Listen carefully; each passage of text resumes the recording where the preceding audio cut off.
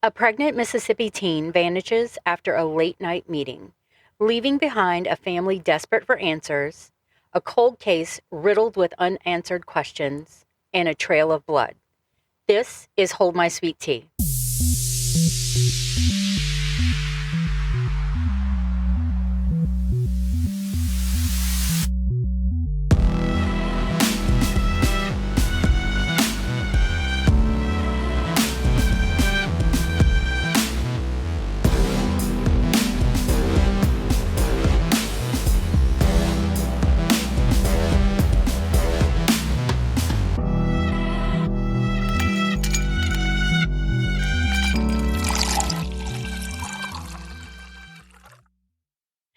Hey, everybody, I'm Holly. And I'm Pearl. And we have the giggles. And we're catering to our Mississippi listeners once again. Yes. I told you guys we keep bouncing around Mississippi, Louisiana. I know. But we find good cases and we need to cover them. So, back in the sip. A little sip in the sip. Yep. Sipping tea in the sip. Oh, there we go. New logo. Look, it's a what is that? A spinoff. There we go. Sipping tea in the sip. All right. So today's episode's like really, really long for me. And I say that a lot, but yeah, it's a long We'll one. see how long it is. Yeah. And I apologize in advance if anyone hears your stomach growling. Yep. It just did it a minute ago while you were talking. So I just don't want it to be, like, what is that noise? Why is something growling in the background? It's just Pearl's stomach. It's fine. I'm just hungry. You should have got a snack. I ate a snack. I brought my snackle box today. Snack's not enough. I burned too many calories. The snack's not helping. Right. We've been hitting our step goals here lately. A lot. A lot. So I guess we're going to jump into today's story. It's about Angela Freeman out of Petal, Mississippi. So have you ever thought about the last time you said goodbye or an out the door I love you to someone that was close to you? And then you just never seen them again. Like you don't remember those things when it's just a happen thing. Like, hey, okay, bye. Or I love you. And you're out the door. And then tragedy happens. Mm-hmm. That's the reason sometimes I go back in the house and go, oh, I didn't say it. Let me go say it real quick. I will too. Because I'm like, just in case I don't live today. Because, I mean, really, it's like, it's chilling. You never know. Mm-hmm. And you're like, okay, bye, see you later. And then that was like a promise of a return that just never materializes because something happened and it was tragic. Like, it's crazy. Well, today's cold case involves, like I said, Angela Freeman, a 17-year-old with dreams, a job, and a baby on the way. So our story starts out in Petal, Mississippi, September of 1993. I was just out of high school and like doing my thing. I was 13. 13. So Petal it's a quiet town.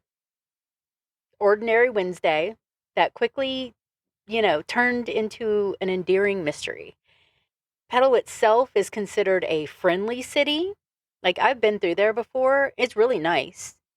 Mm-hmm. And it's just 3 miles north of Hattiesburg. So it's just a small community. They pride themselves on being a nice city, which is cool. Everybody there is just it's a hometown kind of place. They're just very polite and Southern hospitality. Sure. Hospitality. I always say that's the places where the really nasty crap happens. Yes. They're lurking in the shadows. That's right. You guys put on a good front for the bad guys. Right. But 17-year-old Angela Freeman was very close with her mother, Deborah Freeman, who was young when she had Angela, just 17 herself. Like I said, apple tree. Like, it kind of happened just Just like that. And I've known people like that. They've had a kid young, and then all of a sudden at the same age, they're having a baby. I was born when my mom was 23. And so was Aiden. Yeah. So you're like, oh, I look did at the that. same thing. I had a baby same age as my mommy. Yeah. So, but Angela's father, he was not involved in their lives. Deborah was just 16 and still in high school when she got pregnant with Angela by a significantly older married man. Uh-oh. Mm-hmm. So Deborah, being the sweetheart that she was, she didn't want to stir up any trouble or disrupt his family life. So she kept the pregnancy to herself. Girl. This man, you're 16 and he's a married older man with kids? No. Mm. No. Even though she would like see him around town with his family and he could obviously see that she was pregnant, he still never like approached her and was like, is that mine? Like, you know, Of course nothing. not. Right. Why would he? Right. You're not going to say anything? Okay. Do the little lock lip thing, throw that key away, you know. Mm-hmm. So, and you know, Angela was born. Deborah and Angela lived with Deborah's parents and grandparents. There was a lot of them in the house, but she had a good support system, and she was able to finish high school, which was great. She always had somebody there to, you know, watch Angela when she needed to study or do something. So that was really awesome. At the age of 21, Deborah married her first husband and had moved her and Angela out. Not long after, Deborah became pregnant and she had Nicholas. But sadly, her husband was a raving, abusive alcoholic. Oh, no. So, you know, a few years later, she took her kids and she left, divorcing him, never looking back. Like, she was gone. She was like, I'm out of here. I'm not dealing with this. You're not going to abuse my children. Good job. They're not going to be around here. Good job, Deborah. Yes. So, Angela, her mother, Deborah, and her younger brother, Nicholas, had a bond like no other. It was, you know, they were ride or die. They were all together. They were family. They didn't need anybody else disrupting their family at all. It makes was them. sense. Yes. I mean, you kind of Trauma that. bond. Yeah. And Angela and Nicholas, brother and sister, they were best friends. He said of his big sister, like, she was my big sister and she never let anybody mess with me. Like, she would beat somebody down if they tried to mess with her little brother. I was like that with Chicken Voldemort.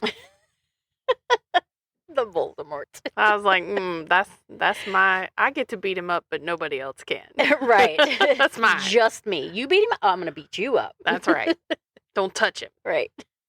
Angela was very active and a rough and tumble little girl. She was adventurous and not afraid to take on a challenge. On the other hand, she was also a very girly girl. She loved clothes and makeup and shoes and jewelry. She never left the house unless she was done up to the nines. That's funny. Yeah. I was like a tomboy, but she was like also that. And but she was also cute. Right. She was a cute tomboy. And like everybody said, like she had a heart of gold. And I know a lot of people like will describe people as like, oh, like, you know, always smiling, da-da-da. But they were really like, this girl had a heart of gold. She would do anything for anyone if they asked her to.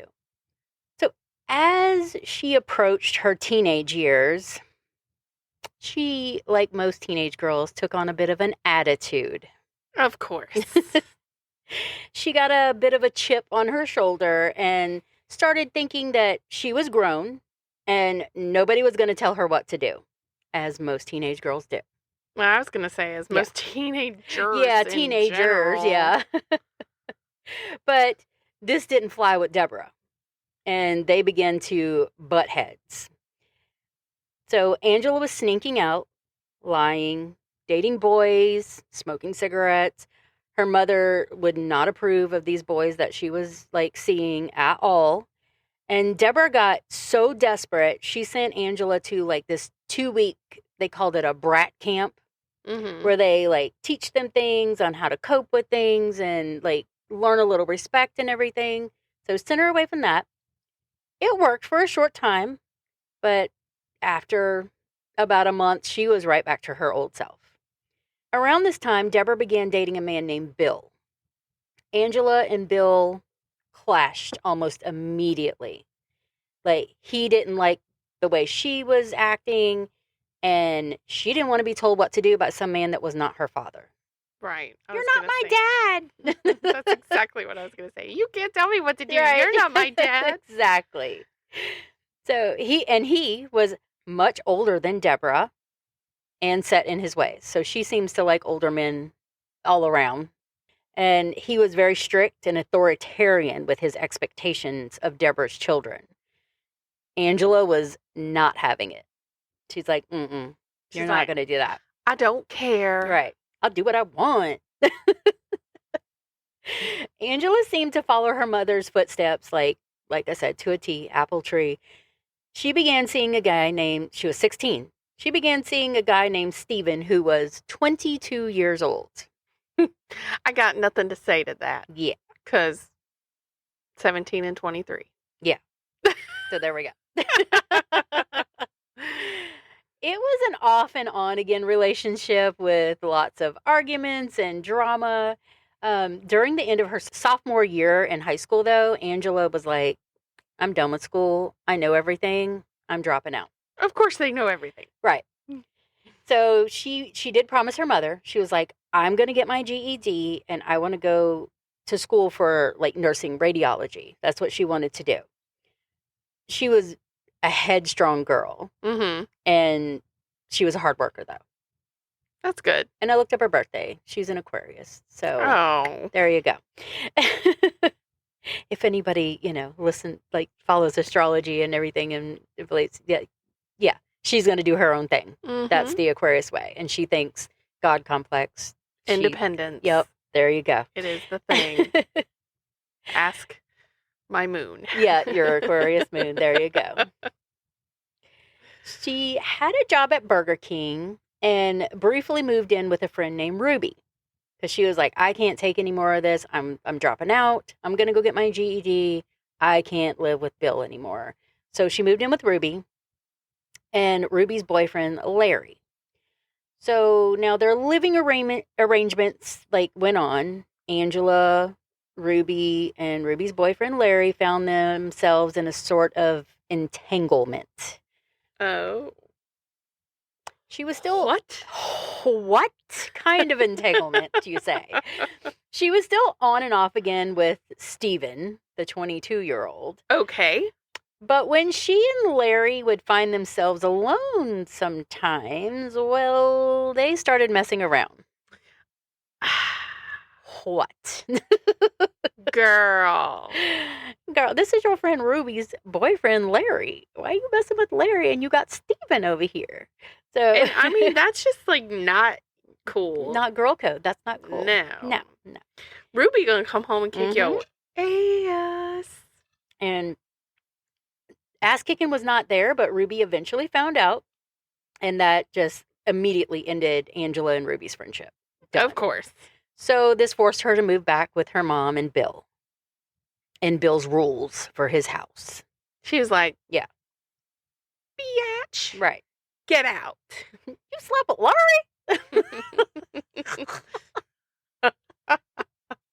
Lori. Oh, no. Not my Lori. So when she moved back with Deborah and Bill, this arrangement would not last long because, she couldn't have it. So in May of 1993, Angela found out that she was pregnant. Now, she was ecstatic. She loved babies. But who's the daddy? But that was my next line. But who was the baby daddy? So there was an overlap at the time of conception with Stephen and Larry. Of course.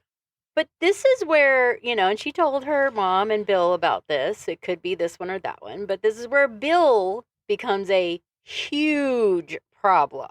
He said, let's call Maury.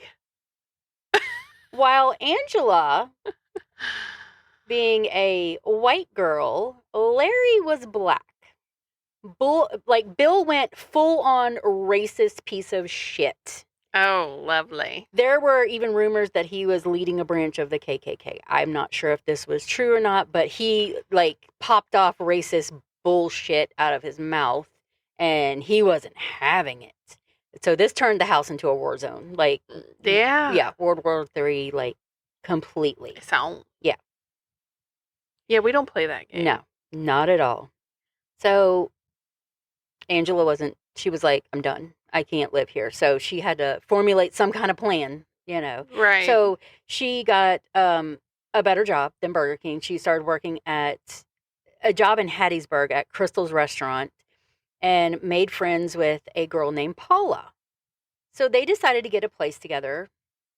So Paula, don't bring your boyfriend home. Yeah, don't bring your boyfriend home. I mean, she's already pregnant, but still. You see what Lori went through. Well, she can't get pregnant again, right? So there you go. So this was a huge weight lifted off her shoulders. She was like, okay, I've got a better job. I have a place to live. Paula and I are getting a place to live. I'm going to save my money and like I'm going to prep and get ready to move out. And then we'll deal with everything that comes my way. Mm-hmm. So her life was started moving in a good direction. So this was in May, about 5 months later, September 8th of 1993.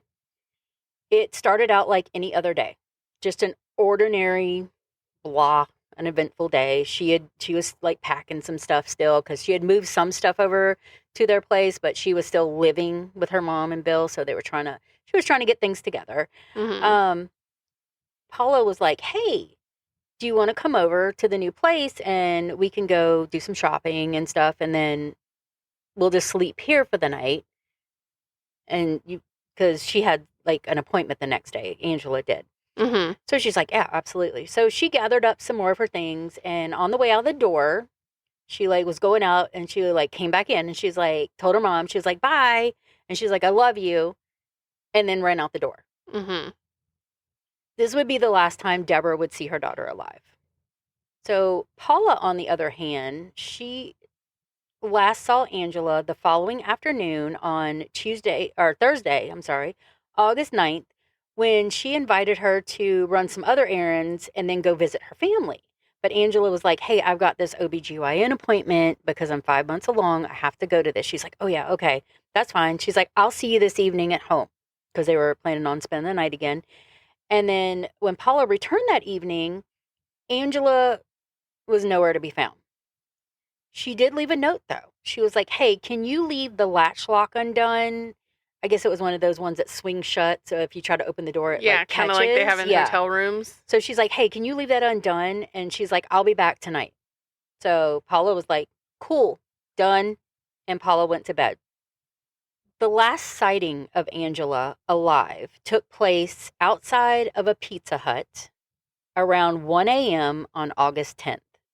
She was seen speaking to her ex, Stephen Lindy. But they weren't just speaking, they were arguing. Mm-hmm. So 1 o'clock in the morning in a Pizza Hut parking lot arguing. I'm sure all the yucky body language. Yeah. Ugh. That, like, somebody had drove by and they were like, no, I seen her out here. It was like 1 a.m. and she was out there arguing and stuff. Mm-hmm.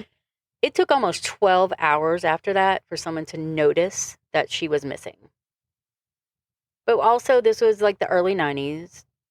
There were pagers, but not cell phones and things like I mean, there were cell phones, but like they weren't, everybody didn't have them. Yeah, no, they didn't fit in your pocket. There was no Life 360, you know? Right. So people just kind of, and she was the type of person that she was just in and out of places all the time, here and there, popping up. Boom, yeah, boom, boom, and boom, I mean, I would yeah assume Paula's like, oh, well, maybe she just went back to her mom's, mm-hmm. Right. Her mom's like thinking she's supposed to be over there. Yeah, she's over there. So, I mean, nobody knows until you talk to she each pops other. Up, right, somewhere, and she's like, oh, hey, I've been over here or something, you know, and they're like, oh, we haven't heard from you in like 12 hours. Okay. Angela's uncle Randy was going to see his girlfriend, and this was Deborah's brother, Randy. He passed by the Monet Bridge area, and he noticed Angela's car parked out there. It was a 1984 gray Honda Accord. You know, he knew what it was. It was a hatchback and everything. And he's like, that's Angela's car. Mm-hmm. And this car was like her pride and joy, as most first cars are, I'm sure, because mine was. It was a POS, but it's important. It was my pride and joy. I loved it until it died. But it's your escape from everywhere. Exactly. So he really, like, he saw it, but he's like, he really didn't give the situation too much thought because the bridge and the area around it was a frequent place for making out. While seeing the car, Randy just kind of chuckled to himself, shook his head, and went on. So later that day, he drove back past the same area, coming home, and much to his surprise, Angela's car hadn't moved. It was still sitting in the same spot. So at this point, he was like, something's not right. What the hell? What the hell, Randy? He needs to get out and check it. He did. He checked checked it. Randy. He pulled over, got out, put his hand on the hood to see whether it was warm or had been driven recently. Ice cold. It's been sitting there all day. Yeah. And not only that, all the doors were open except for the back passenger door was shut, but it was parked where there was some tall grass.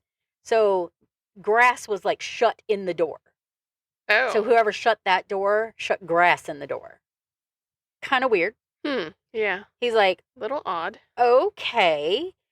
At this point, he was like, all right, I need to call Deborah and find out where Angela's at. This is weird. Again, no cell phones. Have to go to a payphone, I'm sure. My first thought would have been like, okay, this is so odd. I'm going to call the cops. Yeah. But, okay. Back then, it was a nice city, a nice town. But this was not in Petal. So this was about 30 minutes away. So okay. He immediately began trying to contact Deborah to see if by chance she had any kind of earthly idea what was going on. Frustrated, though, Deborah was at work, and this was early 90s, like I said, and cell phones weren't readily available. So he had to wait till Nicholas to get home from school. And, he finally walked in, and then the phone's like ringing off the hook, and he answers it. And he was like, no, Mom's not here. She's at work, and Angela's, I don't know, wherever. She hasn't been here in days. His mom got home. He told her. He was like, hey, Uncle Randy called. Angela's car's parked over by the Monet Bridge. Whatever. So Mama Bear sprang into action. She was like, boom, where's my daughter? She immediately started calling anyone and everyone that she could possibly think of, hoping that by some miracle, she would be able to do it quickly and track down Angela. She called Angela's friends, members of their family, Angela's grandparents. She even called Stephen. Even Stephen. Hoping that maybe Angela, as much as she didn't want to be with, but hoping that she was with him, but no matter who she called, where she looked, nothing. No clues, nothing. Deborah was frantic, and as she should have been, and feeling as though she had exhausted all other options. And I guess this was, like, you think back, like, you didn't immediately call the police when something like that. You had to track down your kid. Well, that, and because of the whole, they have to be missing this long. Right, right. She's this age, and she was a butthole. Yeah, she's just an angsty just ran away. teen. She'll come back, blah, blah, blah, whatever. Yeah. She finally was like, okay, I need to call the police. So because Angela's car was found in a different jurisdiction than the one she lived, eventually, like, this case became, like, the biggest cluster that were, like, city, state, county, like, everybody ended up having their hands in this mix. Perry County, Forest County, Petal, Hattiesburg, all of them. Mm-hmm. We're going back up, though, where Deborah, like, initially called the Perry County Police. I think they were the biggest issue, the Perry County Police. So she explained the situation and asked them to meet her out by Angela's car. Now, Perry County office is located 5 miles from the bridge, like 10-minute car ride. Deborah, on the other hand, is coming from Petal, half hour away. So Deborah gets there, no police, nobody at all. She beat the police to the bridge. She wins the race. So she sat there an additional 30 minutes waiting. Oh my God. So then she had to leave, go find a payphone, and call the police again. Be like, why hasn't anybody come out here? To actually get them out there, right. And they still took their sweet-ass time. So we're really, like, already not off to a good start with this case. Like, that's a damn shame. It's very clear here that throughout the rest of this story that this investigation was not considered a priority by any of the agencies involved until it was too late. And sadly, once they did finally show up to the scene, they were about as nonchalant as one could possibly be. They didn't mark off the crime scene. They didn't secure Angela's vehicle. Nothing. Lord. Yeah. There was not a single member of law enforcement on that scene that day that felt as though this missing pregnant teenage girl was a matter of importance at all. That's really sad. Yeah. And it's 1993. It's not like it's, back in the 40s or something. Right. I was going to say, or even the 80s at that point. Yeah, even the 80s. Like 1993. They clearly did not view this scene as a crime scene, like, at all. Because they basically refused to believe that a crime of any sort had taken place there and wrote Angela's disappearance off immediately as a... runaway. Runaway. Yeah. She's not a missing person. She's a runaway. She's a teenage, angsty girl who ran away. She part of the Soul Asylum's Runaway Train video? Runaway. There we go. That song used to get stuck in your head. Like they put it out like twice with different ones, which is awesome. There was a lot of found children from that, actually. Maybe they should do a remake. Maybe they should. That would be awesome. Like, help out, find some of these missing kids again. Put them out there. So let's start with Angela's car. This was very likely one of the last places that she was ever alive. Of course, because she drove there in it, so she was in there, something happened. So I already mentioned that, like, the police didn't initially make it a point to secure it, which, I mean, is, like, bad enough, but they also didn't even bother to check the inside or outside for evidence. Nothing. They just shut the doors, and they told Deborah that she could drive it home whenever she wanted to. Where the keys were in it? Mm-hmm. Oh. So what about potential evidence? Yeah. Don't worry, though. Also, not suspicious at all that the keys are in the car, but she's still nowhere to be found. Exactly, because they didn't process any of it. They didn't even look at it. Nothing. Jeez. But don't worry about the evidence, because the sheriff gave her a handkerchief to cover the manual shifter while she drove it home to prevent her from disturbing anything too much. Well, that handkerchief's going to smudge, wipe off whatever. Right. Also, whoever drove its fingerprints, because that would have been one of the steering wheel and that. Yeah. Like, what? And if you think that's bad, just wait. Like, how did you get your job, sir? I was like, you know what I want to do? I want to be a sheriff one day. All right, come on, we got you. Do I need to go to class? Nah. No, you're Joe Bob's cousin. Right, you're fine. You're family. You don't need to learn anything. Learning is for dummies. Oh my God. I mean, they're really, like, all jokes aside, there really has to be some good old boy bullshit happening. Oh, there. yeah. That's what I said. It gets even worse. So word started spreading while they were there, trying to get the car, trying to get the cops to, like, do something. So, people started hearing about Angela's disappearance, how her car had been found abandoned. People started coming out to support Deborah and see if there was anything they could do to help near the bridge.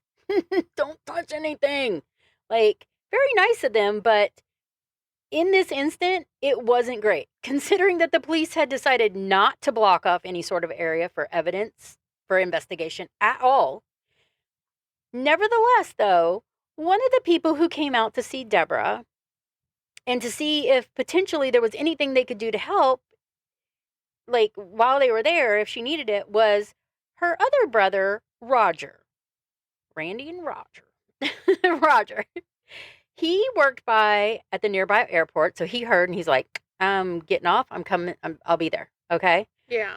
But he had also recently wrapped up his own time in the police academy. So does Roger have some sense? Yes. Roger has sense. Thank the Lord. So while he hadn't got a job in the field yet, one could say that procedures and protocol and by-the-book stuff were fresh in his mind. Indeed. And not just like, yeah, she's a runaway. We don't want to deal with this. That costs money. Whatever. He wasn't getting in the way, or he wasn't trying to act like he had authority. He was just like looking through things, like looking. He's like, to a different lens. I'm gonna peek over here and look over here and all that stuff. And he was there to support Deborah. So when he saw a large puddle of what appeared to be blood, not being supervised or protected in any way, beside the car, it rubbed him the wrong way. For starters, it was sloppy, like irresponsible police work. So he calls one of the cops over and he's like, hey, what's up with this obvious puddle of blood? To which the cop responded, well, that's not blood. That's transmission fluid. Next to the car. Next to the car. Not under the car. Not under the car. Next to the one of the open doors. There's no puddle underneath the car. Yeah. Just next to the car. Right.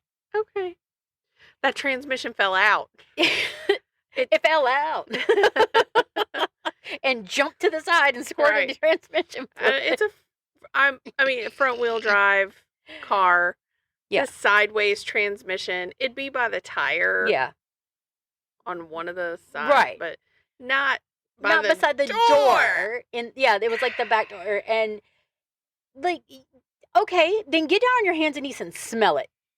Does it smell like transmission fluid? No, then it's probably blood. Also, I want to point out that it's gear oil in manual transmissions and not red transmission fluid. Oh my God, that is true. I didn't even think about that because I had a manual and I was like, wait a minute, no. Binged in my head when you said, I was like, wait a minute. She said manual shift. Yes. After I said the front wheel drive thing, and I went, wait. Hold my sweet tea. Never mind. My brain just caught up with every detail you have said. No. No. There's no red transmission fluid in a manual transmission. Yes. Coming from your dad was a mechanic, and it's also common fucking sense. This is like me taking my car to the dealership to be serviced, and that man came and told me I needed my transmission fluid flushed, and I said, sir, weren't you the one who took my car to the back? Yes, ma'am. You had to put it in first gear and shift while you were driving back there because it's a manual? Oh, yeah.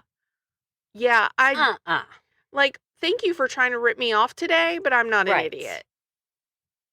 So, yeah. Wow. So now these police are even more dumb. Yeah. Perry County. All right.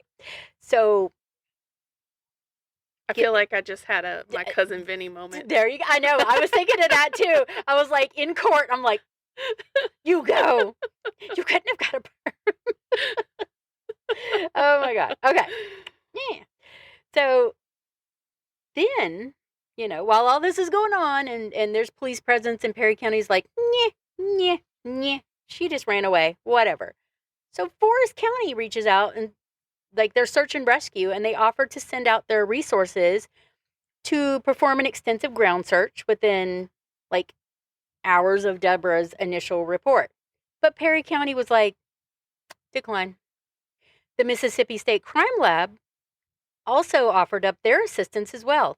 Perry County, decline. Deborah asked, well, what about, can we get about some search dogs out here or anything? Perry County said, it's not necessary. They refused to bring out divers to search the nearby river. When I tell you, these good old boys were very much under the impression that there was nothing to see here, I could not mean it more. Oh my God. Yeah.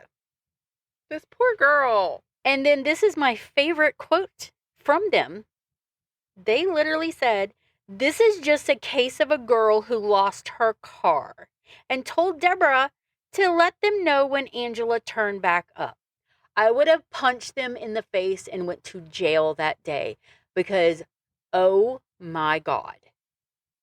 Like, literally, she lost her car. No, the car, she's missing. She is missing. Like, what? And then just let us know when she turns back up. So, oh my God. Like I said earlier, Angela's car was her pride and joy. She never missed a payment. She worked her full-time job. She was about to be a mom. She had went and put baby stuff on layaway. Just for an FYI real quick, because I wanted to look it up. Yeah. Manual transmission fluid would be the same color as your engine oil. Ugh. Carry on. I am shooketh. So, like I said, she had went and put baby stuff on layaway. She was like a very responsible girl, even though she was like a wild child. Mm-hmm. She was responsible. At least trying to be responsible for her child's sake. Right.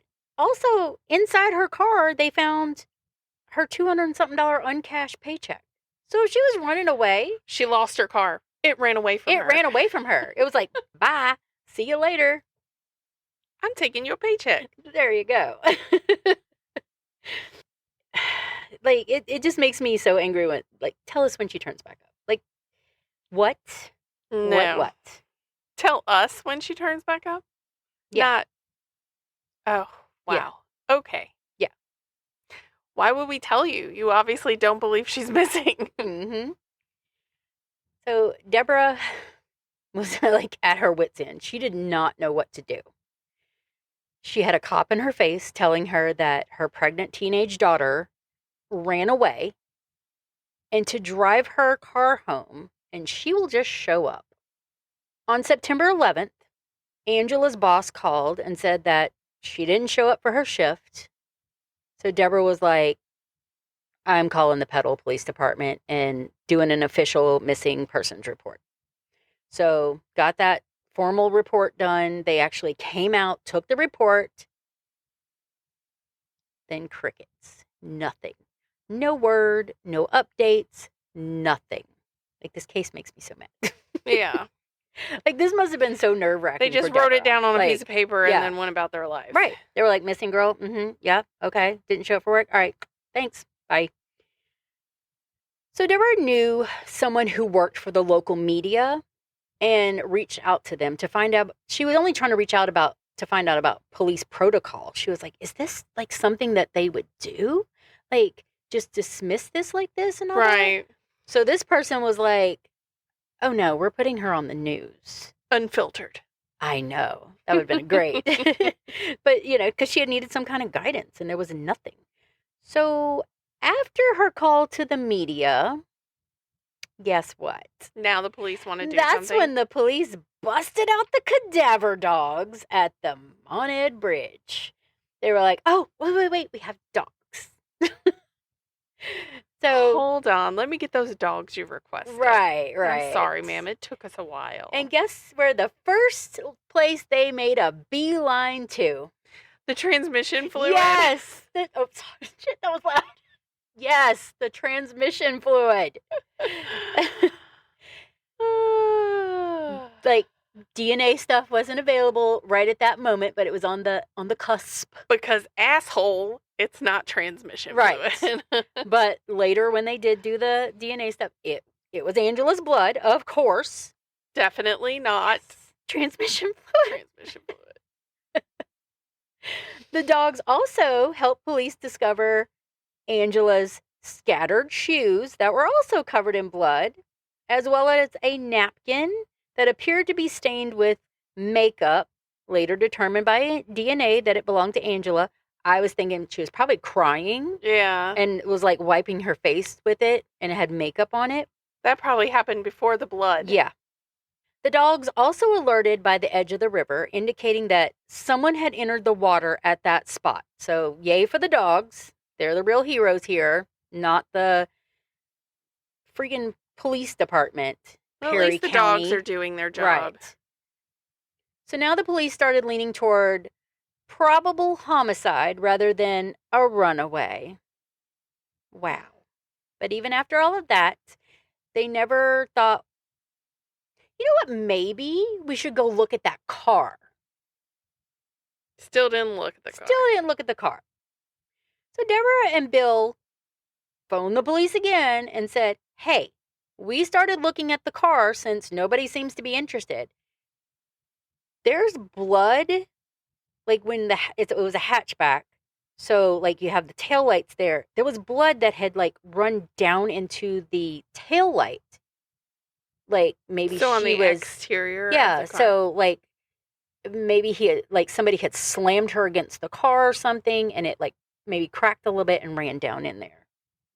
The police came out 5 days later after all the other stuff. They came out, they popped the taillight, took it as evidence.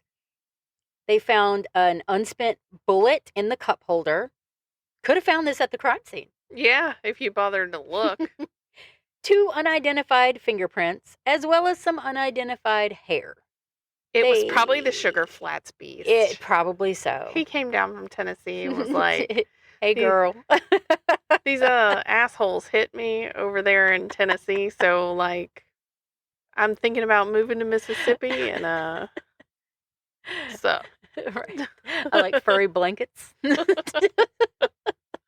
I prefer them to be brown. Not white. When I hang out in the sun, they turn white. They turn white. So they did search the river near the bridge and came up with nothing. But this case was so mishandled that the family called the Mississippi Attorney General and asked them to take the case over. But they rejected. Which is stupid. Yeah. There's obviously good reason. Plenty of good reason. There were like procedural errors, like inadequate training, like heavy, like multi-jurisdictional mishandling all over the place with this case. So sad. Because it started out as Perry County wanted to be lazy and not do their job. So everybody else got involved, so it was just a bunch of blah, blah, blah, blah, you know. So just small town cops, good old boys who are ill-equipped to handle a case like this. It's also said by locals, even to this day, if you want to kill someone, do it in Perry County. Yeah, obviously. Yeah. Apparently. So. Of course, the police, they deny it, stand by their actions, like, we did all we could, da-da-da-da-da, you know. You can speculate how the case would have turned out, because 2 years later, same bridge, the Monet Bridge murders of William Hatchett and Robbie Bond took place in 1995. And because police actually handled the case, and it was something from the get-go, wouldn't you know, they were able to solve it and bring the perpetrators to justice within a week. Oh. Mm-hmm. A week. Like, can you imagine? Like, this is like a huge slap in the face to Angela's family. Yeah, no doubt. But it did bring Angela's case back to the front page news for at least a while. And some even wondered if the boys responsible for the bridge murders were responsible for what happened to Angela. After numerous interviews, interrogation, those boys maintained they had nothing to do with Angela's disappearance. Who was responsible and what was their motive? Let's start with racist Bill. He and Angela, clashed from day one. I like his new name. I know, racist Bill. He, racist, they clashed. He had taken out a life insurance policy just a few weeks earlier before she disappeared. On a girl who's not even his daughter. Yeah. What the hell? Neither Bill nor Deborah pushed to have Angela declared dead, so the money, couldn't be accessed because they never declared them dead. Right. Maybe it was because she was pregnant and the insurance was to help the baby if something ever happened to her. But also, why would he give a shit? Because he was already up her butt about the fact that this might be a mixed baby. He also told Deborah that she just needs to get over Angela's disappearance and move on with her life. She divorced him in 2024.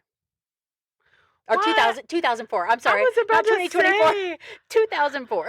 why in the hell would she say that? I mean, that was still too long. Right. From 93 to 2004. Like, she Yeah. sat with it. And he just sat there and berated her and said all this stuff to her. Like, Didn't you learn No. from the first Right. nasty relationship you Right. had?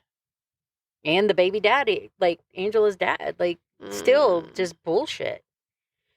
Then there's Larry, the potential baby daddy and boyfriend of her former friend Ruby. He helped in the search. He was like Mr. Helpy. He went out of his way to be kind and helpful to Deborah and assured her that he had nothing to do with whatever happened. Mm-hmm. But he was still with Ruby. Did he do this to remove her and the baby from the equation so Ruby would trust him? Did Ruby do it? Did Ruby do it? Maybe. Ruby dooby doo. Ruby Tuesdays. No. Ruby Doobie Doo. Ruby. And then there's Steven. Steven, the guy who was arguing with her ex and also potential baby daddy. Like you said, arguing the night before her disappearance. He was said to have told her he could care less if she was pregnant, and he had moved on and was dating a nice new girl, and that he worked with, and he was trying to distance himself from Angela. And what if the baby comes out and it is Steven's? Right. And he's got a new girl, and we know what dudes who have kids with other women and then have a new relationship do with those women and children. Chris Watts. There you go. They make it on advertisements for blankets. Right. Oh my God, that was so crazy. Like, don't buy the Chris Watts blanket. No. Like, that's a surefire way to lose business. Yes. Like, really, research the images you steal off the internet. Yes, please do.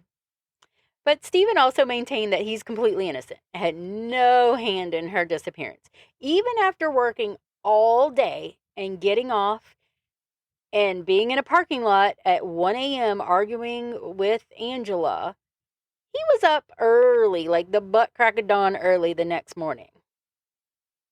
The morning she went missing. Making sure to stop by and talk to Angela's Aunt Vicky at the diner she worked at.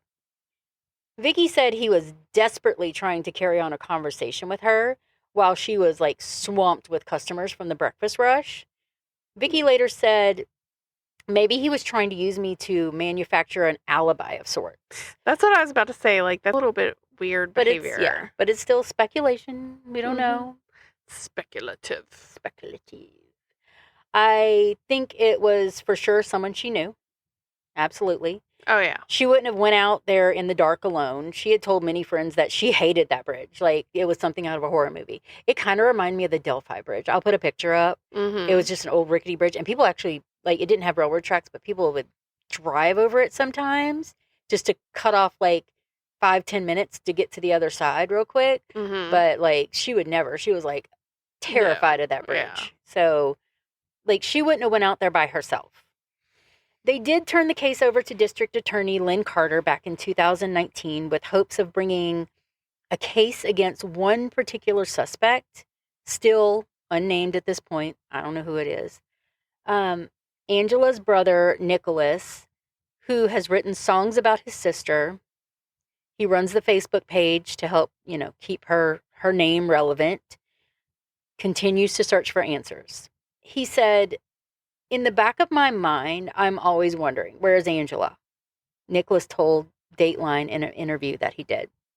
He said, I keep hoping that one day they will know what happened. My family just wants closure. We just want to give her that proper burial. It's like a part of our lives that's stuck on repeat. Deborah told Dateline also in the interview that she wishes she could have shared a better life with Angela. But I think she was doing okay. Like, she obviously noticed some crap going on, and she, got her kids out of that situation. And she and Angela used to talk about having a bigger house with a dog and all that stuff. She said, I wish she could see me now.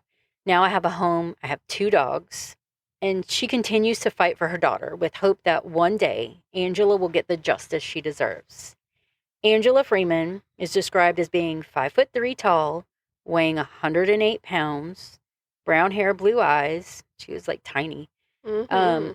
If you have any information, if you've seen anything, you know somebody's uncle's brother's grandpa mentioned something about it, like contact Deputy Rusty Keys at 601-266-4946 or the Pedal City Police Department at 601-544-5331.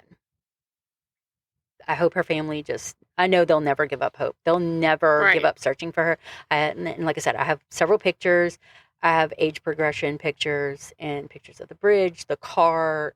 All the fun stuff. All that stuff. So I will make sure to post all of that on our Facebook page so everybody can see it. Yeah, and you guys give us some grace because I know we've been a little more absent on the social media and stuff like that right now.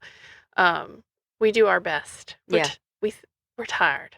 Yeah, and us doing 2 episodes a week. And we're not complaining. No. We're just saying 2 episodes a week plus this full-time job that we work at. And this is until August, it's going to be a little rough. So we'll be on it as much as possible. But most people's busy season is the holidays. Ours is summer. It's rough on us. But I'm gonna try to get videos out as much as possible. We'll get some stuff out. We're going to keep on keeping on. Keep listening. And all of our Mississippi people, thank you for all your listens because y'all have boosted us up a lot. Yeah, we appreciate it for sure.